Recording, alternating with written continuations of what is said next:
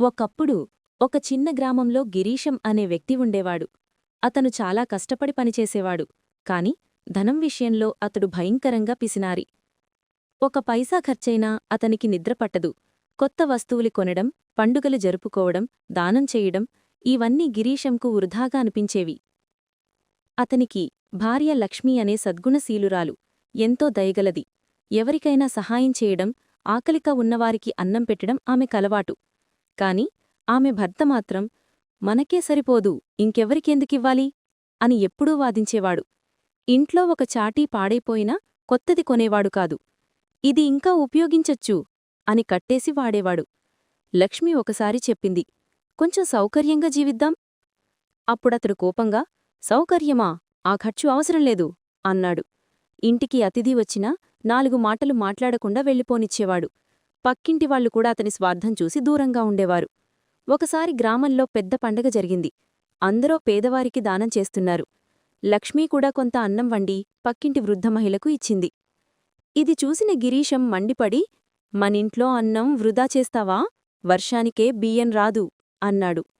లక్ష్మీ నిదానంగా, దానం చేసినవాడికి దేవుడు రెట్టింపు ఇస్తాడు అనింది. కాని గిరీశం నవ్వుతూ, అదంతా కథల్లో మాత్రమే, నిజజీవితంలో ఎవరూ సహాయం చేస్తే మనకేం లాభం అన్నాడు. కొన్ని రోజులకు లక్ష్మి తీవ్రమైన అనారోగ్యానికి గురైంది. డాక్టర్ మందులు తెమ్మన్నాడు. కాని గిరీశం మందులు ఖరీదు ఎక్కువ అని తీసుకురాలేదు. కొంచెం విశ్రాంతి తీసుకుంటే చాలు అని చెప్పాడు. లక్ష్మీ బలహీనంగా, డబ్బు కోసం ఆరోగ్యాన్ని త్యాగం చెయ్యొద్దు అని చెప్పినా గిరీశంకి ధనం ముఖ్యం. గ్రామస్తులు ఈ విషయాన్ని తెలుసుకొని బాధపడ్డారు. పక్కింటి మహిళలు తన ఖర్చుతో మందులు కొనిచ్చి ఆమెను కాపాడారు. ఇది చూసిన గిరీశానికి కొంచెం సిగ్గేసింది కాని ఇంకా మారలేదు. ఒకరోజు గిరీశం అడవికి కట్టెలు కోయడానికి వెళ్లాడు. వర్షం మొదలైంది. కట్టెలు పట్టుకుని తొందరగా వెళ్లే క్రమంలో ఒక గుహలో జారిపడ్డాడు. ఆ గుహలో ఒక వృద్ధ సన్యాసి ధ్యానంలో కూర్చున్నాడు. సన్యాసి కళ్ళు తెరిచి, ఎవరు నీవు అని అడిగాడు. గిరీశం అన్నాడు, నేను కూలీ పనిచేసేవాడిని, పొరపాటున ఇక్కడ పడిపోయాను అని. సన్యాసి చిరునవ్వుతో, నీ జీవితం గురించి చెప్పు, ఎవరికి సహాయం చేశావు అని అడిగాడు. గిరీశం మమేకంగా, నేనే పనిచేసి సంపాదించుకున్నాను, ఎందుకు మరొకరికివ్వాలి, వాళ్లుగా చూసుకుంటారు అన్నాడు. సన్యాసి భావగంభీరంగా, నీ సంపద నిన్ను రక్షించలేను, నీకు ఎప్పుడైనా సహాయం చేస్తే మనుషులు మాత్రమే కాదు, దేవుడే ముందుకు వస్తాడు. స్వార్థం నిన్ను ఒంటరి చేస్తుంది. దానం చేసినవాడికి కేవలం పుణ్యం కాదు, మానవత్వం లభిస్తుంది అని గంభీరంగా చెప్పాడు. అలా చెప్పగానే సన్యాసి అదృశ్యమైపోయాడు. గిరీశం ఆశ్చర్యంగా చుట్టూ చూశాడు. గుహలో వెలుగు పెరిగి బయటికి దారి కనబడింది. అతడు భయపడి బయటకు వచ్చాడు. ఆ మాటలు అతని మనసులో మారుమోతూనే ఉన్నాయి. లక్ష్మి ఎప్పుడో ఇదే చెప్పింది అని ఆలోచించాడు. ఇంటికి వచ్చి లక్ష్మిని చూసి కుర్చీ పట్టుకుని ఆమె పక్కన కూర్చున్నాడు. నిన్ను వినకపోవడం నా తప్పు. నువ్వు చెప్పింది నిజమే.